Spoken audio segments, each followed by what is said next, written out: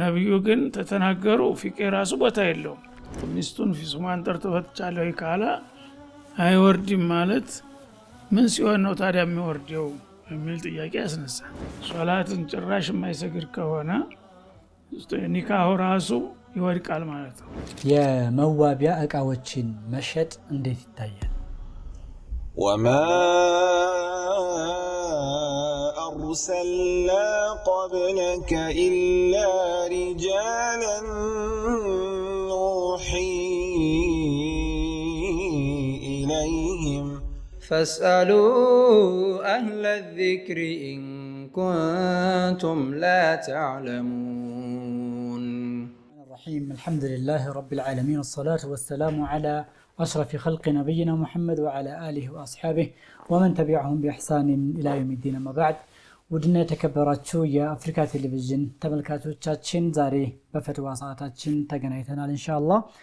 እስከዛሬ ስታደርጉት እንደነበረው ስክሪን ላይ በመታገኙት ስልክ ቁጥር በመደወል ጥያቄዎቻችሁን ታደርሱናላችሁ። በተጨማሪ ደግሞ በቴሌግራም ዩዘር ኔም ጥያቄዎቻችሁን በማድረስ መጠየቅ ትችላላችሁ ማለት ነው። ኢንሻአላህ ቅዳሜ ጥያቄዎቻችሁን በተቻለ መጠን በቅደም ተከተል ወደ እናንተ ለሼኻችን እያቀረብን የምንመለስ ይሆናል። እስከ ፕሮግራማችን ፍጻሜ አብራችሁን ቆዩ ኢንሻአላህ። السلام عليكم ورحمة الله شيخنا. ወአለይኩም ሰላም ወራህመቱላሂ ወበረካቱ። مرحبا إن شاء الله. ከመግባታችን መስመር ላይ ጥያቄ አለ ያሉ ነው እናስተናግድ። ሄሎ السلام عليكم. وعليكم السلام ورحمة الله وبركاته. مرحبا. انت اللي يا نبري ماشي. يا زكاة النبرنا لانت سو مسجد يشالو ولا لنص العرب سو مسجد كان. ايوه ماشي. مرحبا. وعليكم السلام ورحمة الله. بسم الله والحمد لله والصلاة والسلام على رسول الله صلى الله عليه وعلى آله وبعله. ያው የተለያዩ ችግረኞች ካሉ ያው ለሁሉም የተወሰነ ማከፋፈሉ ይመረጣል። ከሌሉ ግን በአንድ አካባቢ የሚገኘው አንድ ሰው ወይ ሁለት ሰው ከሆነ ለዛም ጠቅሎ መስጠት ይቻላል ማለት ነው እንደ ሁኔታው። ምክንያቱም የተለያዩ ካሉ አንዱን ከልክሎ አንዱን መስጠት ሳይሆን ሁሉም ያው ቢደርሳቸው ጥሩ ነው። አዎ ጀሚል مرحبا። ከውስጥ ከተላከልን ጥያቄ አንድ እድሜው የገፋ ሰው ፋቲሃን አስተካክሎ መቅራት ባይችል ሶላቱ ይበላሽበታል ወይ? አይበላሽም። ተቁላህ መስተጣቱን ያለው አላህ ሰው የሚችለውን ያህል ካደረገ ተችሎቱ በላይ አላህ ያስገድድም። ለከልፍ الله نفسا الا ما اتاها እና በማርጀት ምክንያት መጀመሪያ ደህና አስተካክሎ ይቀራ የነበረው ኋላ ያው አልታዘዝለት ይላል ማለት ነው። خارج الحروف ምኑ ያው ወደ ሳይሆን ታቅሙ በላይ እስከሆነ ድረስ ችግር የለውም። በተቻለ ያህል ግን ለማስተካከል መሞከር ይኖርበታል። አይዋ ጀሚል ኢንሻአላህ። መስመር ላይ ያለና አሁንም ሄሎ ሄሎ مرحبا ተቋርጧል። ሌላኛው ጥያቄያችን ስናስከትል ደግሞ የሱና ጾም መጾም ፈልጌ ሳይነጋ ሳልነይት ቢነጋ መጾም እችላለሁ ወይ? ጾም ፈልጌ እያልኩ ነው። መፈለግ ማለት ምን ነው ራሱ? አይዋ ጾማለሁ ብለህ አስበህ ነበር ማለት ነው። ኦኬ አስበህ ያው ኋላ እዛው ነጋ ተቀጠልክ እስካልበላህ ድረስ ችግር የለውም። አንድ ማለም ይበይት ሲያም ምን الليل فليس له صيام የተባለው ለዋጅቡ ነው፣ ለፈርድ ጾም ነው። ሱና ጾም ከነጋም በኋላ እስካልበላ ድረስ ከነጋም በኋላ 3 ሰዓት ድረስ ያው መነየት ይቻላል ማለት ነው። መነየት ማለት ግን ብዙ ጊዜ ነወይቱ ጾመ ገድን ማለት እንዳይመስላል። ሰዎች ብዙ ጊዜ አልነየትኩም ይሉት ለዚህ ነው። ነወይቱ ጾመ ገድን ማለት አንዳንድ ዑለሞች ለማረጋገጥ ቢናገረው ይሻላል የሚል አስተያየት ስለሰጡ እንጂ ነብዩ መግለጫ ሰጥቷል። ለማላማሉ ቢንያት ነው ያሉት። ያ ማለት የልብ ስራ እንጂ በቃል የሚገለጥ ነገር አይደለም። በልብ አንድ ሰው እንደዚህ ሰራለሁ ብሎ ከወሰነ ነይቷል ማለት ነው ባይናገረው። አይዋ ጀሚል። ሌላኛው እህታችን ይሄን ጥያቄ ከማንሳታችን በፊት መስመር ላይ ገብቷል። ሄሎ وعليكم السلام ورحمة الله وبركاته. مرحبا. ماشي. አሁን ላይ ይሄ ሳፋሪኮም የሚባለው የሳፋሪኮም እሺ እየዞሩ የሚሸጡ ሰዎች አሉ። አሁን ለምሳሌ ከነዚህ ያደርጉት ይሄ ሸሪዓ አኳያ እንዴት ይታያል? ሐራም ነው የሚሉ ነገር ስላለ ያን ነገር እንዴት ነው እየዞሩ መሸጣቸው ነው? እየዞሩ የሚሸጡ አሉ። ሴቶችም የቃቢስ ሆነው እንደዚህ ስራውን የሚሰሩ አሉ። ኦኬ እና እሱ ነገር ሐራም ነው የሚል ማስተላለ መርሐባ። ሲም ካርዱን ይዘው ሰዎችን እያግባቡ ሲም ካርድ እንዲከፍቱ ያደርጋሉ። ሴቶችም ይወጣሉ፣ ሙተነቂሞችም ይወጣሉ፣ ወንዶችም እንደዚሁ። እና የሆነ ደግሞ የሚስቡት ምንድን ስለኔ ግሩፕ አባል ማለት ነው። በዛ ልክ ይከፈላቸዋል ለዛ ሰው። ኦኬ ባመጡት ባስመዘገቡት ሰው ልክ ይከፈላቸዋል ፐርሰንት ሰው ልክ ማለት ነው። ኦኬ ለድርጅቱ ነው የሚሰሩት። ለድርጅቱ ነው እንትን የሚሉት የሚሰሩት አይደለ? አዎ ድርጅቱ ላይ ተመዝግበው ከዛ በኋላ ድርጅቱ ያስተማራቸዋል። አባል ልክና በቆረጡት ፊልም ልክ ነው ክፍያውን የሚያስሄዱ። ጥሩ። እቃው ምንድን ነው? ሲም ካርድ እንደዚህ ሲም ካርድ አሁን ሳፋሪኮም የሚለው ጥሩ ይቻላል። ያው ሰው ተቀጥሮ ነው የእቃው ባለቤት ነው የቀጠራቸው። ሽጣችሁ ነው ከሸጣችሁ በፐርሰንት ያህል ሰጣቸዋለሁ እስካለ ድረስ የሚከለክለው ነገር የለም። እነሱ ያው የጉልበታቸውን እየሄዱ ደንበኛ ማስተባበር ነው ስራቸው። ያው ደላላ ማለት ነው። እንደ ደላላ ስራ ስለሆነ ምንም ችግር የለውም። የድካማቸውን ቢከፈላቸው። مرحبا مرحبا ግቢያችን ኮባ ውስጥ የሰው ብር አግኝቼ ወስጄ ተጠቀምኩበት። ጊዜው ቆይቷል። ሰዎችን ጠይቄ የነሱ አይደለም። ብሩን ምን ላድርገው? ትኩስ ነው ማሳወቅ ያለበት። ተገኘበት አካባቢ ላይ እንደዚህ ገንዘብ ተገኝቷል፣ ምልክቱን ያው ተናግራችሁ መውሰድ ትችላላችሁ ብሎ በሚታይ ቦታ ላይ በጽሁፍ ወይም ደግሞ በጋዜጣ ገንዘቡ ከፍ ያለ ከሆነ ማሳወቅ ያስፈልጋል። የሰው ገንዘብ ዝም ብሎ የቀናው በጧቱ ላይ አይወሰድም። የሰው ገንዘብ ማንሳት የምትችለው በተቻለ መጠን ለባለቤቱ አፈላልጌ እሰጣለሁኝ ብለህ ካመንክ ነው። ካላመንክ ተው፣ ሌላ የተሻለ ሰው ሊያነሳው ይችላል ማለት ነው። አንዳንዱ ግን እንዳውም እንዳይታይበት እንዳይሰማበት የሚደባበቅ አለ። ያ ከሆነ መስረቅ ነው የሚባለው ማለት ነው። የሰው ገንዘብ ላይ ሁሉ ማሉ ምሪን ለቢርዷን ነፍሲ ሙሉ ፈቃደኝነት ታልሰጠህ በተለያዩ ማታለያ ዘዴዎች ያው ተተጠቀምክ ዞሮ ዞሮ ሌብነት ነው የሚሆነው እና በመጀመሪያ ማሳወቅ አለበት። አሳውቆ ያው የሚመጣ ሰው ከጠፋ ምርጫው የሱ ነው። እሱ ምናልባት ምስኪን ከሆነ ሊጠቀምበት ይችላል። ግን ተጠቅሜበትም ምናልባት ቆይቶ ባለቤቱ ተተገኘ ከፍላለሁ በሚል ሀሳብ ላይ ሊጠቀምበት ይችላል ማለት ነው። ሳይመጣ ከቀረም ያው ችግር የለውም፣ ያው በሱ ይወሰናል። እሱ የማይፈልግ ከሆነ አንዳንድ ሰው ባለጸጋ ሊሆን ይችላል፣ ሀብታም ነው። የማይፈልገው ከሆነ ለምስኪን ይሰጣል። ለምስኪን ሰጥቶ በአጋጣሚ ያ ሰው ቆይቶ ከመጣ እንደዚህ አጠይቄ ነበረ በጊዜው አላገኘሁም፣ ስለዚህ ያው ሰደቃ ሆኖ አጅሩ ይደርሰዋል ብዬ ሰጣሁልህ ይለዋል። እሺ ብሎ ከተስማማ ጥሩ ነው፣ አጅሩ ይደርሰዋል ማለት ነው። ማናዘዝህና ገንዘቤን አምጣ ካለ ግን ትከፍላለህ ማለት ነው። እዛኛው አጅር ላንተ ይሆናል። መርሐባ። ሌላው በሜሴጅ የደረሰው ጥያቄ ሙስሊሞች ሲሰግዱ ወደ ካዕባ የሚዞሩት ለምንድን ነው? አላህ ስላዘዛቸው ነው። አላህ ሱብሓነሁ ወተዓላ ያዘዘው ለምንድን ነው አይባልም። ላ ይስአሉ አማ የፍዐሉ ወሁም ይስአሉን። ስለዚህ በራሳቸው ምርጫ በራሳቸው ፍላጎት ሳይሆን ጌታ ወደዛ ዙራችሁ ስገዱ ስላላቸው ወወሉ ውጁሀኩም ሸጥረል መስጂዲል ሐራም የጌታን ትእዛዝ አማኞች ስለሆኑ ጌታን ትእዛዝ ተከትለው ነው እንጂ በራሳቸው ምርጫ አይደለም ማለት ነው። ወዴት እንዲዞሩ ትፈልጋለህ? ጠያቂው ራሱ ምናልባት ሙስሊም ካልሆነ እሱ ካዕባን ያመልካሉ የሚለውን ክስ ለማምጣት ፈልገው እኮ አምልኮት ጋር አያያዝም። አንተ ምናልባት አንዳንዶቹ ያው እናንተስ ግዑዝ ነገር ታመልካላችሁ ትሳለማላችሁ አይደለ ለማለት ሊሆን ይችላል። አንሳለምም።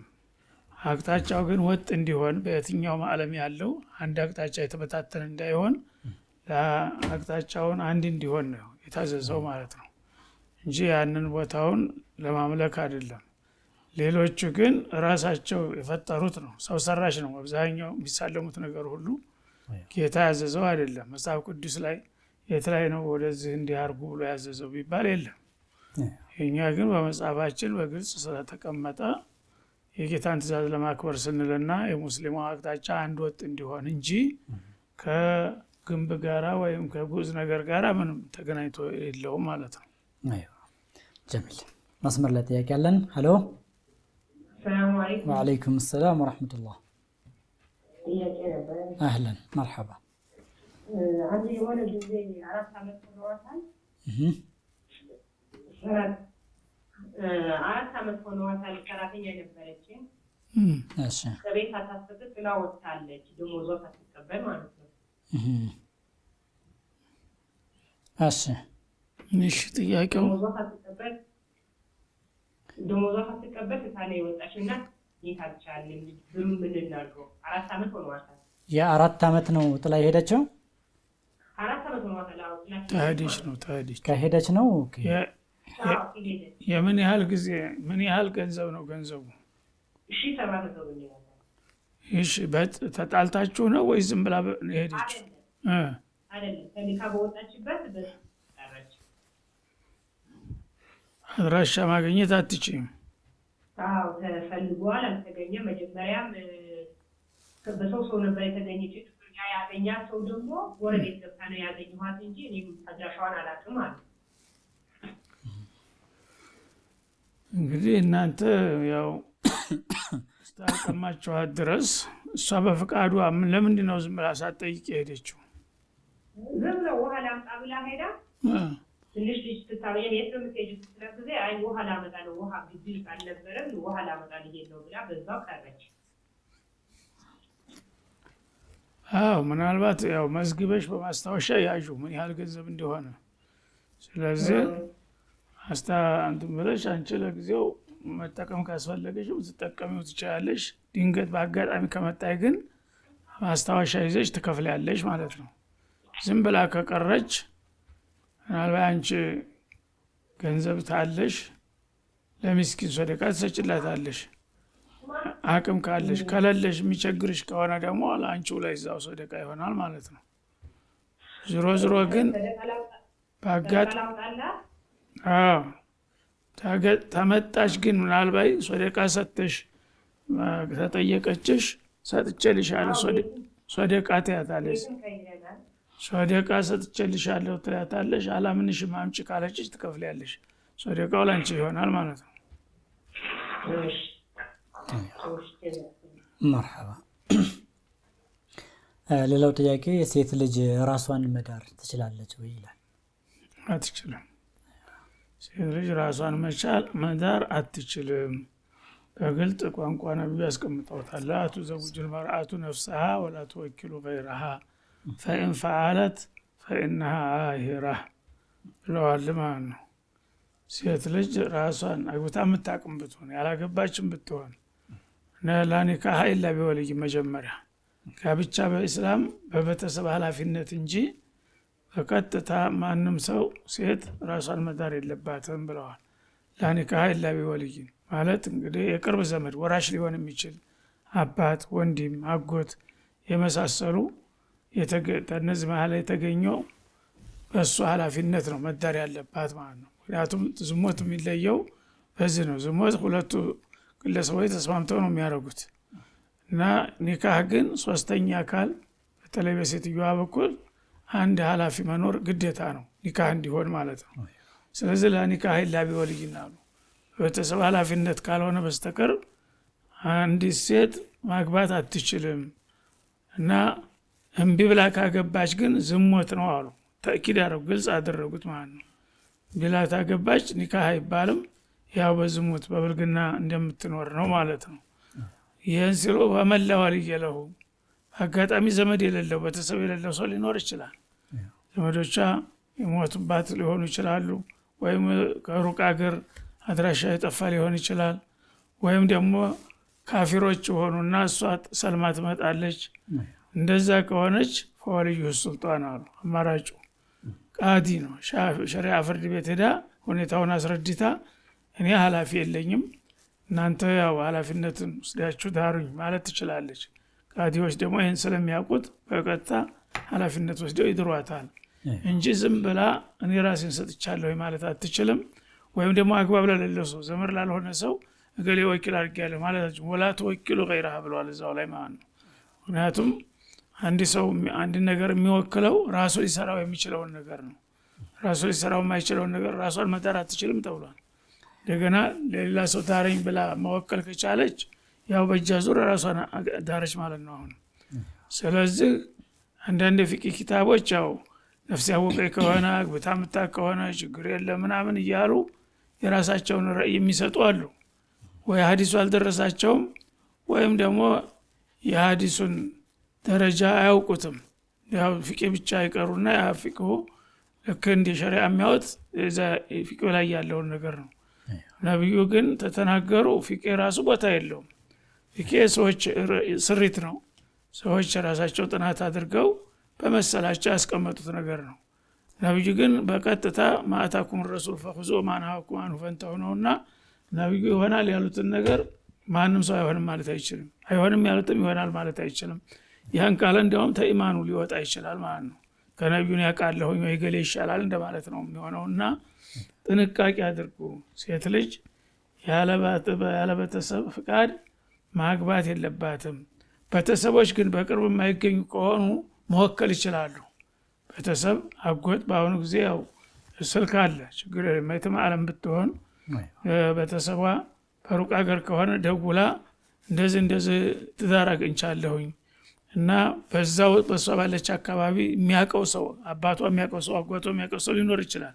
ገለን ወክልልሻል ያለ ደውሎ ልጄን ዳርልኝ ወክልሃለ ይለዋል።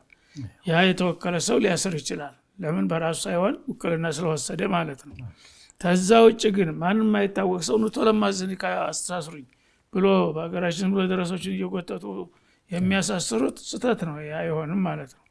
ይሄ ደግሞ በጣም ከባድ ወንጀል ነው። አንዴ ኒካህ ሸርጡ ካልተሟላ ዝሙት ነው የሚሆነው። ልጅ ቢወለድም ህገወጥ ዲቃላ ነው የሚሆነው። እስከ ቂያማ ቀን ዘሩን እየበከለ ነው የሚሄደው ማለት ነው። ስለዚህ መጠንቀቅ አለባቸው። ይህንን ይሆናል የሚሉ ሰዎች ስህተተኞች ናቸው ነው። አይዋ ጀሚል ኢንሻአላህ። ሌላው ጥያቄ ምንድነው? ባለቤቴ ለአያቴ ዘካ ያወጣለታል። ይሄን ከመጠየቃችን በፊት መስመር ላይ እናስተናግድ። እሺ مرحبا الو ابي مرحبا طيب ابي السلام عليكم. وعليكم السلام ورحمه الله. አንተ ያቺ ነበረኝ እሺ ከዛሬ 20 ዓመት በፊት ልጅ ያለው የ9 ዓመት ልጅ ያለው የሂሳብ ማስሊያ ካልኩሌተር ከሰፈር ካለ የሆነ ነው አልኮል መሸጫ ቤት ውስጥ ተደብቄ ገባሁና ወሰድኩባቸው፣ ሰረኩት ማለት ነው። ኦኬ ሂሳብ ማስሊያ ካልኩሌተር ነው። ኦኬ እና 1 ዓመት 2 ዓመት ያንን ነገር እንደተጠቀምኩት ተበላሸ። እኔም አልተናገርኩም ዝም አልኩኝ። እና አሁን ሳስበው በቃ እንትን ለማለት ማወቅ ለማስባለት ባልየው እና ሚስቱ ተለያይተዋል አሉ። እሱም አረብ ሀገር ነው፣ አዲስ አበባ ነው ያለው። ሚስቱ አገር ቤት ናት። እና ምንድነው ማድረግ ያለብኝ? እሱ ዕቃ ነው የወሰደው የሂሳብ መስሪያ ካልኩሌተሩን ሂሳብ ማሰቢያውን ለትምህርት ብሎ ነው። አሁን እንግዲህ በተቻለ መጠን የሰው ሀቅ ጊዜ በመቆየት ሊቀር አይችልም። ገንዘብ የሰው ሀቅ ያለ ፍቃዱ ከወሰድክ በእለቱም ሆነ በዘለቄታው በተገኘው አጋጣሚ ሁሉ መመለስ ግዴታ ነው ማለት ነው። እቃው ተተበላሸ ደግሞ መተካት ገዝተህ መተካት ይኖርብሃል። ጤናማውን እቃ ወስደህ ተገልግለህበት ታለ ያንን ገዝተህ መቀየር ቅያሬውን መስጠት ይኖርብሃል ማለት ነው። በተቻለ መጠን ገጠርም ቢሆን ውጭ ሀገርም ቢሆን የገንዘብ እንግዲህ አይለውም።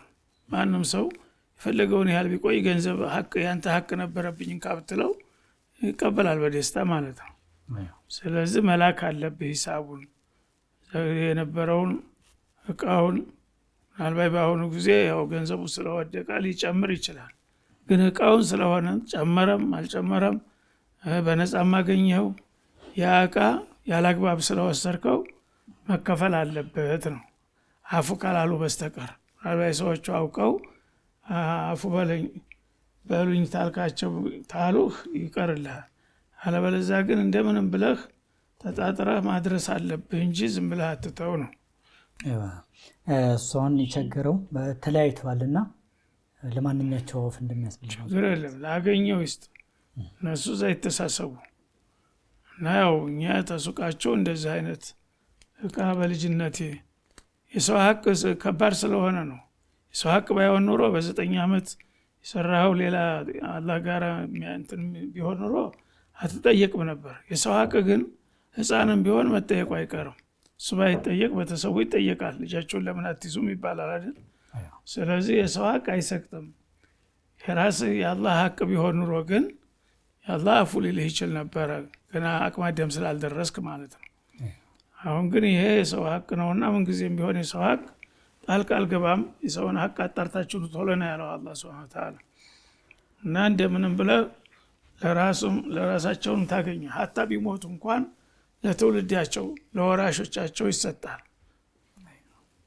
ጀሚል ረፍት ወስደን ተመልሰን እንገባለን።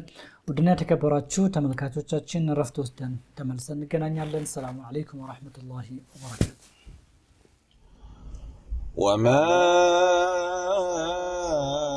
أرسلنا قبلك إلا رجالا نوحي إليهم فاسألوا أهل الذكر إن كنتم لا تعلمون. ተመልካቾቻችን ከረፍታችን ተመልሰን መተናል ኢንሻአላህ። ቀደም ካቆምንበት ጥያቄ ላይ ባለቤቴ ለአያቴ ዘካ ያወጣለታል፣ አያቴ ደግሞ ከሌላ ሰው ዘካ ይቀበላል፣ እንዴት ይታያል አለች። ይህ ጥያቄው ትንሽ ወፍ ያለ ነው። አይዋ እና ምናልባት ባለቤቴ ለአያቴ ዘካተል ፊጥር ይከፍልለታል ማለት ከሆነ ጥሩ ነው። ይከፍልለት ከሆነ እሱ አቅም ከሌለው ይክፈልለት ማለት ነው። ያ ሰውየው ደግሞ ከሌላ ሰው ተውጭ ሰው ደግሞ ይቀበላል ከተባለ አሁንም ምስኪን ከሆነ ይቀበል፣ ካገኘው ሁሉ መቀበል ይችላል ማለት ነው። ከዚህ ውጭ ከሆነ ግን ጥያቄው ያው ሌላ መልስ ሊኖረው ይችላል ነው። አይዋ ጀሚል ኢንሻአላህ ተብራርቶ ከመጣ ይመለሳል ኢንሻአላህ። ሄሎ መርሐባ። ይሰማል። ቀጥይ።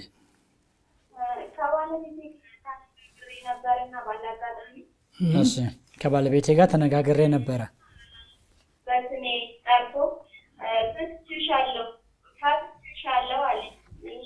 ስንት ጊዜ ሌላ ጠይቅ እኔ አይወርድም አለ። ሌላ ሰው ሲጠይቅ ይሄ ፋብሪካ ይወርዳል። እንዴት ነው የሚታየው? ስንት ጊዜ ነው ፈትሻለሁ ያለው? አንዴ ነው። አንዴ ምን ሲል ነው?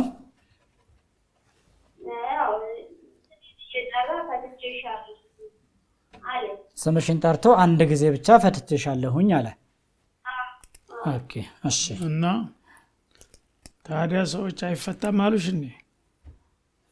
ሌላ ሰው ስጠይቅ አይወርድም አሉ። ደግሞ ሌላ ስጠይቅ ይወርዳል ለማረጋገጥ እንደዚህ አልፈታም። አይዮ ጀሚል ስሙን ጠርቶ ሚስቱን ስሟን ጠርቶ ፈትቻለሁ ካለ አይወርድም ማለት ምን ሲሆን ነው ታዲያ የሚወርደው የሚል ጥያቄ ያስነሳል። አይዮ ሰው ሚስቱን ገሊጥን ኻዲጃ ፈትቼሻለሁ ካለ ሌላ ሚስት የለውም። ከዚህ በላይ ምንድን ብሎ ቢፈታ ነበረ ፍቹ የሚወድቀው። እና አንዳንዶቹ አላወቁት ዝም ብለው እንትን የሚሉትና ስሟን ጠርቶ በግልጽ ፈትቼሻለሁ ካለ ያለምንም ጥርጥር ፍቹ ይወርዳል ማለት ነው። ምናልባት አሻሚ ሲሆን ነው እንደዛ የሚባለው። ማለት ሁለት ሚስቶቹ ለምሳሌ አጠገቡ አሉ። እዛ ዝም ብሎ ፈትቼሻለሁ አለ ስሟን ሳይጠራ፣ የትኛዋ እንደተፈታች አይታወቅም ማለት ነው። ያኔ እንደገና ማብራሪያ ያስፈልገዋል ማለት ነው። የትኛዋን ነው የፈታሃት ይባላል። አንድ ሴት ከሆነች ግን ሌላ ሰው የለም የሚፈታ ልፍታ ቢልም ሌላ ስለሌለው ስሟንም ባይጠራ እሷ ናት የምትፈታው ማለት ነው። አጠገቡን ያለችው ወይም በስልክም ሊሆን ይችላል። ፈትቼሻለሁ ካላት የተሰማች በቃ ተፈቷል ነው። ስሟን ተጠራ ደግሞ የበለጠ ተረጋግጧል ማለት ነው። ጀሚል እሺ መርሐባ። ሌላው ጥያቄ ተየሙም በዝናብ ትንሽ ረጠብ ባለ አፈር ማድረግ ይቻላል ወይ? ካልተቻለ የሰራኋቸው ኢባዳዎችስ ምን ላድርግ ይላል። ለጀናባስ ይላል።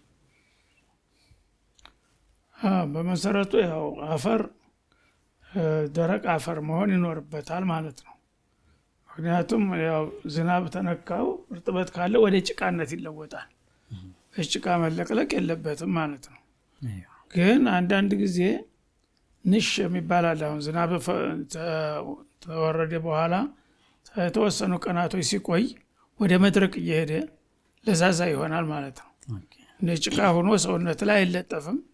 እንዳሸዋ ሆኖ ዝም ብለህ ስትነካው ያው እርጥበት አለው፣ ግን ወደ ሰውነት የሚለጠፍ ነገር ከሌለው ንሽ ይባላል። ለምሳሌ ገበሮቹ ሲያርሱ ንሹ ያው ደረቀብኝ ይላል። ያ እርጥበቱ የተወሰነ ወደ ሰውነት ወደ ጭቃነት ሳይለወጥ ዝም ብሎ ያው ንፍሮ የመሰለ ይሆን ከሆነ ያ ሌላ የተሻለ እስካልተገኘ ድረስ ይቻላል፣ ችግር የለውም ማለት ነው። ወደ ጭቃነት የተለወጠ ከሆነ ግን አይሆንም ማለት ነው። ጀሚል መስመር ላይ ጠይቃለን። ሄሎ ሄሎ ተቋርጧል። ሌላኛው ጥያቄ ሄሎ ሄሎ السلام عليكم. وعليكم السلام ورحمة الله. يا سيدي مرحبا أهلا. كنت بقول لك كريستال نبرنا. ጎረቤቶቻችን እሺ እሺ እና እነሱ ባለሙሉ ተናግረው ሲያቀሩ ቡና ምናምን ይዘውራል። እነሱ ከራሳች ባለ ቡና መጣት ይችላል ወይስ አይችልም? ቡና ጠጡ ነው የሚሉት። ቡና ነው የሚጠጡት። ታክሲ ቡና ነው ስለሚጠጣሉ ቡና ይጠሩናል እና ሄደን መጣት ይቻላል። በበዓላት ቀን ነው እነሱ በዓላቸው ሲሆን ነው ወይስ በማንኛውም ጊዜ ማለትሽ ነው? በማንኛውም ጊዜ ማለት እንጠጣለን። ያው በበዓላቸው ያፈላሉ። በማንኛውም ቡና ይጠሩናል ሄደን አብረን እንጠጣለን። በማንኛውም ጊዜ በማንኛውም ዘወትር ብትጠጡ ችግር የለውም። ምክንያቱም ቡናም ቡና ነው። ግን በዓል ጋር በሚያያዝ ጊዜ እነሱ ያኔ ቁርባን ነው ያው ለኢባዳ ነው የሚያፈሉት ማለት ነው። የሚያመልኩት ነገር ስላለ በአመት ማላቸው ዛሬ ማርያም ናት፣ ነገ ሚካኤል፣ ተዛ ገብርኤል እያሉ ለነዛ ለሚጠሯቸው ነገሮች አምልኮታቸው መግለጫ ነው የሚደግሱት ማለት ነው። ምግብም ቢሆን መጠጥም ቢሆን። ስለዚህ ተራ ምግብ አይደለም፣ ኢባዳ አምልኮት ጋር የተያያዘ ነው። አምልኮት ጋር የተያያዘውን ደግሞ እናንተ ሙስሊሞች መጠቀም የለባችሁም ነው። ባዘቦት ቀን ችግር የለውም። በበዓል ጋር ተያይዞ በሚመጣ ጊዜ ግን የሆነ ምክንያት ፈጥራችሁ መተው ነው ያለባችሁ እንጂ አለበለዚያ ያን ነገር እኔም አከብረዋለሁኝ እንደማለት ነው የሚሆነው። የኢባዳ አካል ስላደረጉት እናንተም ተሳታፊ እንዳትሆኑ በጥንቃቄ ማድረግ አለባችሁ ነው። ጀሚል መርሐባ። አባት ለሁለት ልጆቹ ገንዘብ ሰጥቶ ቤተሰቡን እንዲደግፉ ብሎ ኃላፊነት ቢሰጥና ከጊዜ በኋላ ሁለቱ ልጆች ተጣሉ። ያፈሩትን ሀብት ልክ እንደራሳቸው አድርገው ተካፈሉት። ጥያቄው የተካፈሉት ገንዘብ የቤተሰብ ሐቅ ነው ወይስ ስራ ስለሰሩ የነሱ ሐቅ ነው? አባትዬው አሁን የለም እንዴ? አለ ካለ ታዲያ እሱ ነዋ መጠየቅ ያለበት። ይህን ገንዘብ አንጦራስ በስጦታ በቃ እናንተ ይሁን ብለህን የሰጣቸው ወይስ ኃላፊነት እንደወኪል አድርገን የሰጣቸው ሰርተው ቤተሰቡን እንዲያስተዳድሩ ብሎ ይጠየቃል። በዛ ነው መወሰን ያለበት ማለት ነው። ምክንያቱም የሱ አባባል አላወቅነውምና በግልጽ ማለት ነው። አንዳንዱ በቃ ኃላፊነት ሰጥቻቸዋለሁኝ ስሩና እስቲ ውጤታችሁን እናያለን ብሎ ለሙከራም ይሰጣቸዋል። አንዳንዱ ደግሞ መቋቋሚያ ይሆንህ በቃ ራስህን ችለህ ስራና ይህን ያህል ገንዘብ ተመድቦልሃል ይለዋል ማለት ነው። ያ ስጦታ ነው የሚሆነው ማለት ነው። የግሉ ሰጥቻለሁኝ ሰርተህ ራስህን አቋቁም ማለት ነው። አይ ዝም ብላችሁ እስቲ ስራን እየተለማመዳችሁ ገቢና ወጫችሁን የቤተሰብ ጋራ እንትን እያላችሁ ሞክሩ ብሎ ከሆነ ገንዘቡን ሚልካቸው አይደለም ንብረታቸው አይደለም የሰውየው ነው ማለት ነው። ውክልና ነው የተሰጣቸው። በዚህ መለየት አለበት ነው እንጂ ሰውየው በምን መልክ እንደሰጠ ሳናቅ እኛ ይሄ ነው ማለት ያስቸግራል። ሪከርድ ነው ያደረገው። በስጦታ መልክ አይደለም የተሰጣቸው ስራውን በአንድ ላይ እንዲሰሩና ቤተሰብ እንዲያስተዳድሩ ያው ውክልና ነው። እንደዚህ ውክልና እስከሆነ ድረስ ወደ ወካያቸው ይመለሱ። አሁንም አባታቸው ይሄ ገንዘብ በውክልና ሰጥተን ነበር፣ ይህን ያህል አገልግለናል፣ ይህን ያህል አትርፈናል ብለው እንትን ይላሉ። ከዛ በኋላ እሱ የፈልገውን ይወስን።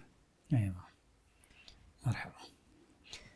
ሌላኛው ወንድሜ ባህሪው በጣም ተቀይሮ አልስተካከል ካለ እኔንም ልጆቼንም ከእሱ ማራቅ ዝምድናን መቁረጥ ይሆናል ወይ ነው? መልሱን ከጥያቄ በኋላ እንመልስ። ሄሎ መርሐባ። ወአለይኩም ሰላም ወራህመቱላህ። እሺ እኔ ባለ ትዳር ነኝ እና ሰውዬው አይሰግድም። ቤተሰቦቹ ዘካ ያወጡ ቤተሰቦቹም አፈን ቤተሰቦቹ ዘካ ያወጡ። እሺ እሺ ከዛ በተደጋጋሚ ስነግራቸው ዝም አሉኝና ይሄ ነገር እንዴት ይታያል? ሶላት ይሰግዳሉ እነሱ? ኧረ የለም ሶላትም የለም ዘካም የለም። ባለቤትሽ ዘካ ያወጣል? ኧረ እሱም የእነሱ ያው አይመለከትሽም አንቺ። እነሱ ራሳቸው ተጠያቂዎች ናቸው። የባልሽ ግን ይመለከትሻል። ባልሽ ሶላት ጭራሹን የማይሰግድ ከሆነ አልፎ አልፎ የማይሰግድም በቀጥታ ወይስ ያቆራረጠ ነው? አሁን እዛ ሲሆን ይሰግዳል። ምን ሲሆን? እኔ ስድስት ይሰግዳል። ከዛ ውጭ ግን የለም። ሰኞ ነው። እኔ ጋር ሲሆን እኔ ስገድ ስለው ይሰግዳል። ለአንቺ ትእዛዝ ነው እንጂ ላላ ትእዛዝ አይሰግድም ማለት ነው። ስለዚህ ይህንን ንገሪው። አንቺ ልጅ ወልዳቸዋል? አሁን አንቺ አስተካክል። ይሄ በጣም አደገኛ ነው። ምክንያቱም ሶላት ስገድ እያልሽውም ቸል እያለ አልሰግድም የሚል ከሆነ ሶላት የማይሰግድ ሰው እንደ ሙስሊም አይቆጠርም ነው የሚለው ሐዲሱ። መን ተረከ ሶላተ ሙተዓሚደን ፈቀድ ከፈር አልአህዱ ለዚ በይነና ወበይነሁም ተርኩ ሶላት ፈመን ተረከሃ ፈቀድ ከፈር የሚሉ ሐዲሶች መጥተዋል ማለት ነው። ስለዚህ ሶላትን ጭራሽ የማይሰግድ ከሆነ ኒካሁ ራሱ ይወድቃል ማለት ነው። ኒካሁ እንደሌለ ነው የሚሆነው። ኒካሁ ከሌለ ደግሞ ያው በዝሙት ነው የምትኖሩት ማለት ነው። ስለዚህ ያንቺን ህይወት በቀጥታ ይነካልና ግልጽ ሆነሽ ተነጋገሪ። እዚህ ላይ እኛ መቀጠል ካለብን ያው በተለያየ ሙስሊምና ሙስሊም ሳይሆን ሁላችንም ሙስሊም ሆነን እንደተጋባን ሙስሊም ሆነን መቀጠል አለብን። ሶላቱን ማሰግድ ከሆነ በምን ላረጋግጥ ሙስሊም መሆንህን እና ለመኖር እቸገራለሁ ምናምን ብለሽ በቤተሰብም ሆነ በዘመድ አስመክሪው።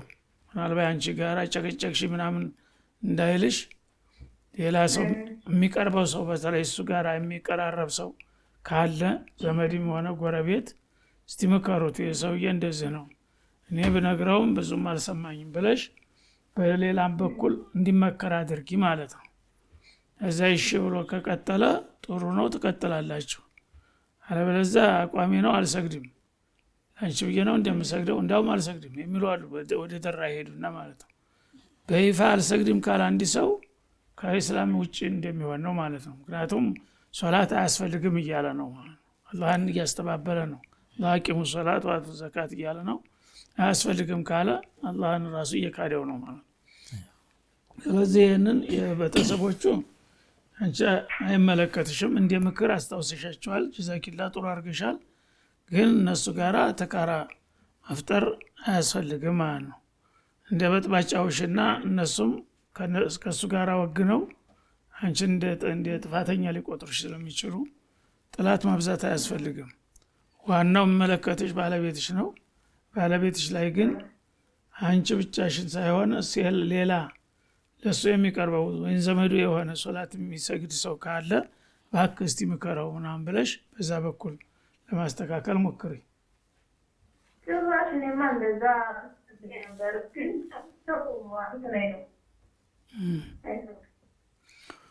አሁንም መሞከር ነው። አለበለዚያ አሁን ልጆች ይወለዳሉ በዚህ ሁኔታ እያለ ልጆችም ደግሞ ነገ ታጫቸዋለች ማለት ነው። ወላጅ ቤተሰብ ሲሰግድ ካላዩ እነሱም አይሰግዱም። አዎ ችግር ስለሚሆን አሁን ባጭሩ ከወዲሁ ነው እልባት ማድረግ ያለብሽ ነው። አላህ ይገዛሽ። እናርገሽ መርሐባ። ቅድም የጠየኩት ጥያቄ ወንድሜ ባህሪው በጣም ተቀይሮ አልስተካከል ካለ እኔንም ልጆቼንም ከሱ ማራቅ ዝምድናን መቁረጥ ይሆናል ወይ? ጭራሽ እንዳላይ ብሎ ማባረር የለብሽም ማለት ነው። ግን ልጆችሽን ንገሪያቸው፣ መከሪያቸው። የሰውዬ ጸባው ጥሩ አይደለም፣ እሱን ባህሪ እንዳትከተሉ። አንዳንድ ጊዜ ያው ለመጠየቅ ሊመጣ ይችላል። ለምን መጣ ብሎ መጣላት የለብሽም። ሲመጣ ወይ በስልክ ታናግሪዋለሽ፣ ሰላም ነው ወይ ደህና ነው ወይ ያለሽ በሚቻለው መጠን እንትን ታልሽ ዝምድና መቆረጥ የሚለው አይመጣም። ጭራሹን እርግፍ አድርገሽ አላውቅህም ታልሽው ነው ችግር የሚመጣው ማለት ነው። ስለዚህ አንቺ በተቻለ መጠን ምናልባት እየቆየ እቺ እህቴ እኮ ለእኔ ያስባ ነው ምናምን ብሎ ሊያስብ ይችላል። እየመከርከው ሌላ አንተ ብዬ እኮ ነው፣ ለምንድን ነው አንተ ሙስሊሙ ነህ ሲያበቃ እንደዚህ የምትሆነው? ይሄ ጥሩ ስዕል አይደለም፣ የአካሌ ስለሆንክ እኮ ነው እንጂ ሊጨቅጭቅ ፈልጌ አይደለም ምናምን እያልሽ በጭውውት መልክ መከሪው እና ከዛ በኋላ ግን ቀስ በቀስ እሱም አያያዝሽን እያየ ወይ ሊሸሽ ይችላል በገዛጁ ወይም ደግሞ አባረረችኝ ተሚል አንቺ ለስለስ አድርገሻዥው። ጀሚል መስመር ለጥያቄ ያለን። ሄሎ ወአለይኩም ሰላም ወራህመቱላሂ ወበረካቱ። እሺ መርሐባ። ጥያቄ ሃይማኖታቸው ሌላ ሰዎች በጉልበትና ያለ እድር ይኖራል፣ ቃብር ይኖራል እና ይህን ቃብር እንዴት ነው ከነሱ ጋር ሄደን ማስቀጠል እንችላለን? ሌላኛው ጥያቄ ከዚህ ጋር ተያይዞ እሱ ዘመን መለወጫ ነገር ጎረቤቶች አሉ በሚያጠጡ ወይና ነገር ባሉች ይሰጣሉ። በዘመን መለወጫ ይታያል። አይዋ ጀሚል። ሙስሊም ያልሆኑ ጎረቤቶቻችን እድር አለ ምን አለ እዛ ላይ ቀብር ሲኖር እነሱን ማስቀበር መቀባበር እንዴት ይታያል? አያይዘው ደግሞ የዓመት መለወጫ ቡና ጠጡ ይላሉ ነገር። እድርን በተመለከተ በአሁኑ ጊዜ ያው እንግዲህ እድሮች እንደ እምነቱ መለያየት እንዳለባቸው ነው። ወትሮ እንግዲህ ሰዎች በተለይ በገጠር በመንደር ላይ ወይም ደግሞ በትንሽ ከተማ የሚኖሩ ሰዎች በቂ የሰው ኃይል የላቸውም። ስለዚህ ተባብረው ነው ወንድ ሙስሊሙም ካፊሩም ያው እድራቸው አብረው ይሆናሉ ማለት ነው። በአሁኑ ጊዜ በተለይ በትልልቅ ከተማዎች ይሄ ነገር ቀላል ነው። በአሁኑ ጊዜ መፍትሄው ማለት ነው ሙስሊሞቹ በራሳቸው እድር ይኖራቸዋል፣ ክርስቲያኖቹም በራሳቸው እድር ይኖራቸዋል። ሁሉም እንደ እምነቱ ይስተናገዳል ማለት ነው። ሰዎች ግን በተለምዶ አንዳንዶች በዲናቸው ደካማ የሆኑት አሁንም አማራጩ እያለ የሙስሊሙን እድር ትተው እንዳው እነሱ ጋር ሄደው የሚቀላቀሉም አሉ ማለት ነው። ያ አግባብ አይደለም ማለት ነው። ምክንያቱም ያ እድር የራሱ ስርዓት አለው። ስርዓቱ ከሸሪዓ ጋር የሚጋጭ ነገር ያጋጥም ይችላል ማለት ነው። ለምሳሌ መቃብር ተከትለን እንሄዳለን ያልክ ይሄ ክልክል ነው። ሙስሊም የሆነ ሰው ካፊር መቃብር ተከትሎ መሄድ አይፈቀድለትም ማለት ነው። አንተ ግን የእድር ዳኛ ሲያዝህ አባል እስከሆንክ ድረስ ትሄዳለህ ማለት ነው። ስለዚህ የአላህ ትእዛዝ ይቅርና የእድሩ ትእዛዝ ይበልጣል እንደማለት ይሆናል። እና ይህን ማስተካከል አለብን ነው። አማራጮች ካሉ ሙስሊሞች አካባቢ አስተባብራችሁ እኛ እንደ ዲናችን በሚፈቅደው መሰረት ራሳችን እድር ይኖራል፣ እነሱም የራሳቸው እድር ይኖረው ብላችሁ ማስተካከል ይጠበቅባችኋል እንጂ ዝም ብሎ መጓተት አይገባም። ምክንያቱም ዲኑ ላይ የማይፈቀድ ነገር ይመጣል በመካከል ማለት ነው። መጀመሪያ ግን እድሩ እስላማዊ ነው ከተባለ ሁሉ ሙስሊም ነው። ያው ዲኑ የፈቀደውን ይሰራል፣ ያስከለከለውን ይከለከላል። ሌላ እምነት የሚከተል ከሆነ እኮ የኔ እምነት እንዲህ ነው ትላለህ፣ አንተም የኔ እምነት እንዲህ ነው። ስለዚህ አንዱ መልቀቅ አለበት ማለት ነው። አንዱ ወደዛ መጠቅለል አለበት። ተሸናፊ ብዙ ጊዜ ደግሞ ሙስሊሙ ነው የሚሆነው። እና ይህን መለየት አለብን ነው ዋናው ነገር። የአመት መለወጫ የሚባለው ስህተት ነው። አሁን እነሱ አውቀው ሙስሊሞችን ለማታለል ሲፈልጉ ነው እንጂ ዘመነ ማቴዎስ ዘመነ ማርቆስ ነው የሚሉት እኮ። እና ሁሉም የአምልኮት ጋር የተያዘ መሆኑ ግልጽ ነው። ማርቆስ ዘመን ማርቆስ ወደ ማቴዎስ፣ ማቴዎስ ወደ ማርቆስ መሸጋገሪያ ነው እያሉ ነው። ስለዚህ አንተ የተሙሐመድ ዘመን ወደ ሙሳ ዘመን ብትላቸው አይቀበሉም። ይሄማ ሃይማኖት ጋር ነው የሚሉ ማለት ነው። የእነሱ ጊዜ ግን አይ እኮ የዘመን መለወጫ ነው፣ የዘመን መለወጫ የጋራችን አይደለም እንደ ይልሃል ማለት ነው። የጋራ አይደለም። የዘመን መለወጫ የእስላም የራሱ የዘመን መለወጫ አለው። እነሱም ደግሞ አለን የሚሉትን አላቸው ማለት ነው። ለኩም ዲኑኩም ወሊየ ዲን ነውና በዛ ስም ለተለያዩ ነገሮች አምልኮት መስጠት ስለሚያስከትል መጠንቀቅ አለብን ነው። ጀሚል። ሩኩዕ ላይ የደረሰ ሰው ረክዓውን እንዳገኘ ይቆጠርለታል ወይ? አዎ፣ ሩኩዕ ላይ ኢማሙ ቀጥ ሳይል በቀጥታ እንደዚህ ጀርባውን ለጥ አድርጎ ባለበት ሰዓት ወደ መቆም ሳይሄድ በፊት አንተ ደርሰህ ከሆነ ይቆጠራል ማለት ነው። ቀጥ ማለት ከጀመረ ከሆነ ግን ያቺ ረክዓ አትቆጠርም። ሲያሰላምት ተነስተህ መሙላት አለብህ ማለት ነው። ሌላኛው ጥያቄ ደግሞ ዶሮ ሊሞት ሲያጣጥር ካረድኩት በኋላ ግን አልተንፈራፈርም፣ ሐላል ነው ወይስ በክተዋል ይላል የቅድሙ ጥያቄ። ይህን አንተ ነው ተመልሰው እና ዶሮ ብቻ ሳይሆን በሬም ሊሆን ይችላል፣ ፍየልም በግም ሊሆን ይችላል። አንድ እንስሳ በለው በጥቅሉ አንድ እንስሳ ታሞ በማጣጣር ላይ እያለ ታረድኩት በኋላ አልተንቀሳቀሰም ታልክ እንዳልተንቀሳቀሰ ካረጋገጥክ ህይወቱ ታለፈ በኋላ ነው ያረድከው ማለት ነው። ምክንያቱም ህይወቱ እያለ ከሆነ ያረድከው የግድ መንቀሳቀሱ አይቀርም ማለት ትንሽም ቢሆን። ስለዚህ ያረድከው እንስሳ በሬም ይሁን ገመልም ይሁን የፈለገው ታረድከው በኋላ ወይ የመንቀሳቀስ ወይም ደግሞ ያ ታራጁ ላይ ድምጽ ያሰማል ይላል። ያ ምልክት ከሌለ ያ አንተ ገና የደረስኩበት መስሎ ነው እንጂ አመልጧል ማለት ነው። ህይወቱ ታለፈች በኋላ ነው ያረድከው። ያንን አንተ ራስን ገምግምና እርግጠኛ ነኝ ደርሼበታለሁ ታልክ ያው ደርሰህበታል ነው። አይ ተጠራጥሬ ያለሁኝ ታልክ ግን የደም አፈሳሰሱም ይለያያል። ህይወት ያለው በኃይል ነው ፎር ብሎ ነው የሚፈሰው። ይሄ በከተ ከሆነ ዝም ብሎ ቀስ ብሎ ነው እንትን የሚለው እንጂ በኃይል ተፈንጥሮ አይወጣም ደሙ ራሱ። አይዋ ጀሚል። ሌላኛው ጥያቄ ደግሞ በሸሪዓ ሴት ልጅ ያለ ባሏ ፍቃድ አትውጣ ሲባል ምን ማለት ነው? እነሱ አሳውቁ ነው የተባል ነው ይላሉ፣ እኛ ደግሞ አስፈቅዱ ነው የተባለው እንላለን። ምን ማለት ነው? ማስፈቀር ነው አስፈቀር ነው። እንደዚህ ቦታ ሄዳለሁ ብለሽ ትነግሪዋለሽ። አስፈላጊ መሆኑን ካወቀ ይፈቅዳል ማለት ነው። አላስፈላጊ ከሆነ ይከለክላል። ምክንያቱም ፍቃድ የሚጠየቅ ሰው ወይ ሊከለክል ወይ ሊፈቅድ ነው፣ ተሁለት አንዱ ነው። እና መስማቱን ስማው ግን ትእዛዝን አልቀበልም ማለት አይቻልም ማለት ነው።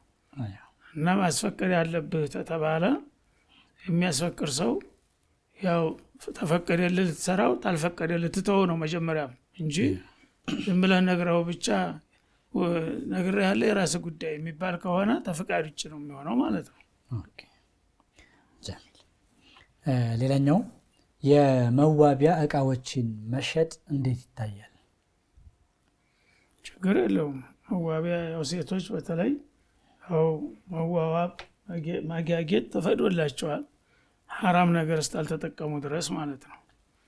ያን ነገር ተወሰደችው በኋላ ትሽጠው ተዋዋብበት ትጣለው እኛ ተጠያቂ አይደለንም። እቃው ግን እንደ እቃ ቢሸጥ ምንም ችግር የለውም ራሱ ሐራም እስካልሆነ ድረስ ማለት ነው። እቃው ሐራም ነገር ከሆነ አይፈቅድም ማለት ነው። መርሐባ። የሰው ብር ወስጄ ልጁ ወደማላገኝበት ቦታ ሄዷል፣ ለሚስኪን ልስጠው ወይ ይላል። ማታገኘው መሆኑን ካረጋገጥክ ለሚስኪን ሙስሊም ከሆነ ሶደቃ ብለህ ትሰጥለታለህ ማለት ነው። ግን በአጋጣሚ ከመጣና ከጠየቀ ክፈለኝ ካለ መክፈል ግዴታ ይሆናል ማለት ነው። ሌላኛው ጥያቄ ደግሞ አንድ ሰው ሚስቱን አንድ ፍች ከፈታ በኋላ ያለ ሸሂድ ረጃዕቱ ማለት ይችላል ወይ? ረጃቱ ማለት ያው ሸሂድ መኖሩ ይፈልጋል። ነገ መካዳት ሲመጣ ማስረጃ መያዝ አለበት ማለት ነው። ግን ሸሂድ የለምና ረጃቱ አይቆጠርም አይባልም። ምክንያቱም ከተስማሙ ሁለቱ ያው እሱ ነግሯታል እሷም ሰምተዋለች መታረቅ ይችላሉ። ሸሂድም ባይኖር ይቆጠራል ማለት ነው። ግን ሁልጊዜ ለጥንቃቄ ሸሂድ መኖር አለበት። አንደኛው እንግዲህ ፍላጎት ይኖረዋል በትዳሩ መቀጠል፣ ሌላው ደግሞ መመለስ አይፈልግም። ያኔ ረጃቱ ብሏት እያለ እሷ ማትፈልገው ከሆነ ረጃቱ ብዬሻለሁኝ ይላታል ማለት ነው። እሷ ደግሞ አልፈልግም ትላለች። ኋላ በግድ ለመያዝ ሲሞክር አንተ እኮ ፈታኛል አላቀም ልትለው ትችላለች። መፍተቷን ታረጋግጣለች፣ ተፈታለች። ረጃቱን ግን ሰው አላይወቅም። ስለዚህ ውሸትክን ነው ረጃቱን ብያለሁ ያልከው እንጂ አላልክም ታለች ምን ትሆናለህ? ረጃቱ ብለህ ነበረ ጸድቆ ነበረ። ግን ሴትዮዋን እምቢ ብላ ሄደች። ምን ይሆናል?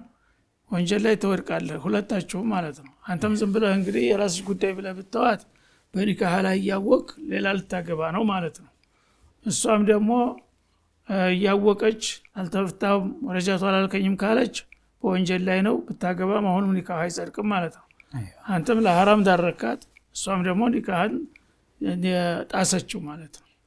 ያ እንዳይሆን ምስክር ማሰማት ግድ ነው ማለት ነው፣ አስፈላጊ ነው። ግን በአጋጣሚ ኒካሁ ረጃቱ ማለቱን አውቃ እሷ ተተቀበለችው ምንም ችግር የለም ማለት ነው፣ መቀጠል ይችላሉ። አንድ የመጨረሻ ጥያቄ፣ በሀይድ ላይ ሆኖ ቁርአን መቅራት እንዴት ይታያል? አይሆንም። ይሆናል የሚሉ አሉ፣ ግን ትክክል አይደለም። ምክንያቱም አላህ ሱብሓነሁ ወተዓላ ቁርአን መቅራት ሙስተሐብ ነው፣ በመሰረቱ ሱና ነው፣ ሙስተሐብ ነው። ሶላት ፈርድ ነው፣ ምን አርካኒ ሶላት ነው። ጾም ምን አርካኒ ኢስላም ነው፣ ሶላት ምን አርካኒ ኢስላም ነው። ጾምንም ሶላትንም ደም ያለባቸው ሴቶች እንዳይሰግዱ እንዳይጦሙ ከልክሏል አላህ ሱብሓነሁ ወተዓላ። ስለዚህ ሶላት ላይ ምንድነው የሚሰራው? ዋናው ቁርአን ነው የሚቀራው አይደል? ፋቲሃና ሌላ ሱራ ተጨምሮ ነው የሚቀራው። ስለዚህ ጎንበስ ቀና ማለቱ አይደለም እንትኑ ሁርማው ቁርአን እንዳይቀራ ነው ራሱ ሶላቱ የቀረው ማለት ነው። ስለዚህ አግባብ አይደለም። አንዳንዶቹ ያው ዑዝር ከሌለ አስተማሪ ከሆነች ሌላ የሚተካት ከሌለ ምናምን እያሉ የራሳቸውን ሀሳብ የሚተነትኑ አሉ ማለት ነው። ላ ጣራ ያልሆነ ሴት ተሶላት የከበደ ነገር የለም። ሶላት ተከልክላለች። ለምን? ሶላት ውስጥ ቁርአን ይቀራል ማለት ነው። ጾም ተከልክላለች። ያ እንደገና ዋጅቡን ነገር ያስከለከለውን ነገር እንደገና በሙስተሐብ ቁርአን ታልቀራው ብሎ መጋጋጥ አላህ አይደለም። ቁርአን መቅራት ተፈቀደ ሶላቱ ለምን ቀራ? ሶላቱ ጎንበስ ቀና ማለት ነው እንዴ? ቁርአን መቅራት ይበልጥ እና ደም ያለባቸው ሴቶች ወሊድ ደም ሆነ ወርሃዊ ደም ቁርአን መቅራት የለባቸውም ነው። የመጨረሻ ጥያቄያችን ነው፣ ሰዓታችን አልቋል። ውድና ተከበራችሁ የአፍሪካ ቴሌቪዥን ተመልካቾቻችን የዛሬው የአልፈታዋ ፕሮግራማችን ይሄን ይመስል ነበር። ኢንሻአላህ በቀጣይ እስከምንገናኝ ድረስ የአላህ Subhanahu Wa Ta'ala ጥበቃ አይለያችሁ እያል በዚሁ እንሰናበታለን። ሰላም አለይኩም ወራህመቱላሂ ወበረካቱ። وما أرسلنا قبلك إلا رجالا نوحي إليهم فاسألوا أهل الذكر إن كنتم لا تعلمون